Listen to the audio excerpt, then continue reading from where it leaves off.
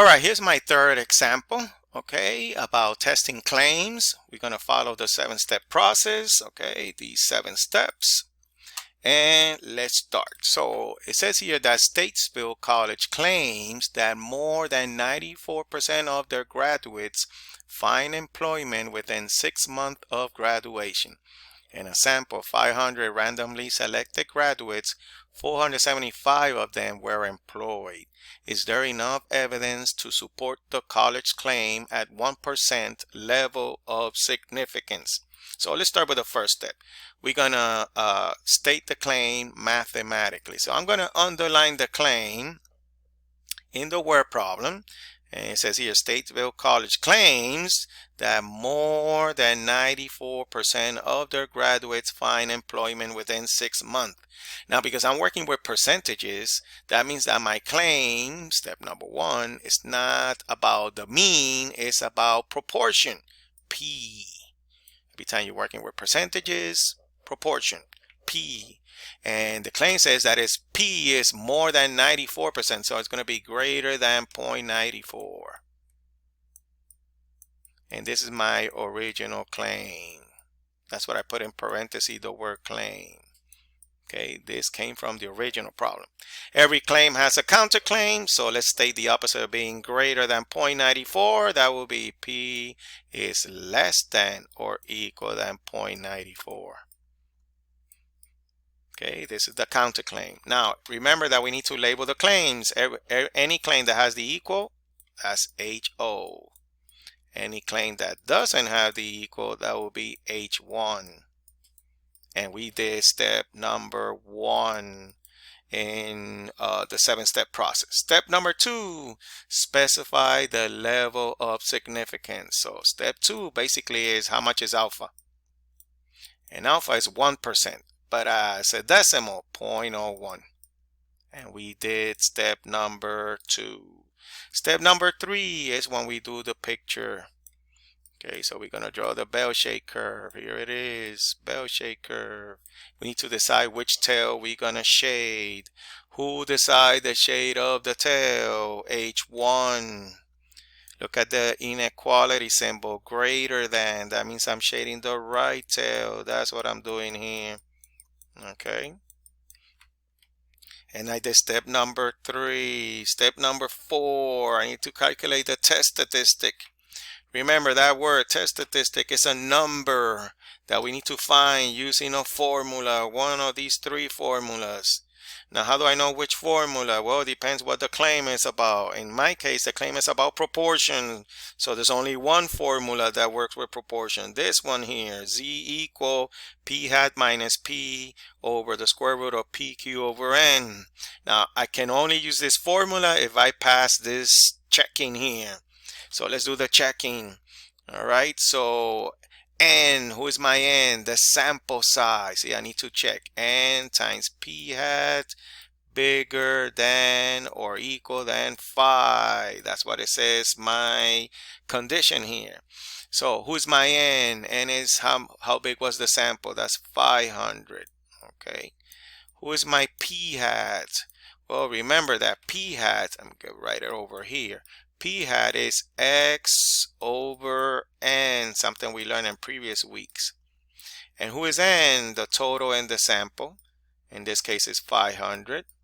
And who is X? X is how many people who say yes. In this case, how many people graduate out of those 400, out of those 500. In this case, was 475. Now we need to make the P hat into a decimal. So I'm going to use my decimal calculator and let me erase this better. I'm going to do 475 divided by 500. And you can see I got 0.95. That's my P hat. Okay. So this is 500 times 0.95. And when I multiply these two, I'm not going to show you the multiplication, but when I multiply these two, it's bigger than 5. So it passed the first check. However, there's a second check we need to do. N times Q hat. We need to make sure it's bigger than 5 or equal than 5. Greater or equal than 5. Now, who's N? 500.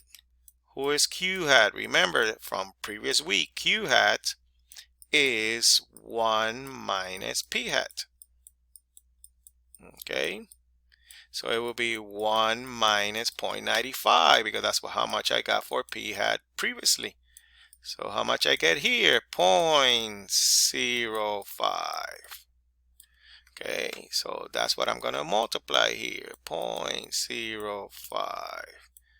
Now this one I need to check that it really is bigger or equal than 5. So let me delete this. I'm going to multiply 500 times 0.05. You can see I got 25. So yes, it's greater or equal than 5. Yes, it works because I passed those two checks. Okay, then I can plug it in the formula to find the test statistic. So I'm going to write Z equal P hat minus P divided by square root of P times Q divided by N. Let's plug in the formula. Who's my P hat? 0.95. We did that before. Who is my P? See, minus P. Who's my P? I get that from the claim, 0.94.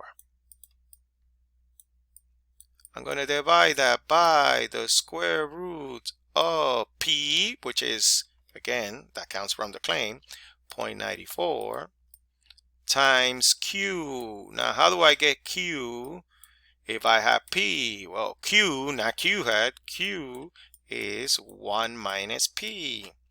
See, the hats go with the hats, with the no hats go together with the no hat. So Q has no hat, works together with P that has no hat. So 1 minus P. So this is 1 minus 0.94. And you're going to get 0.06. Okay. And that's what I'm going to multiply here. 0.06. And then I'm going to divide this multiplication by N. And N is how big was the sample? 500.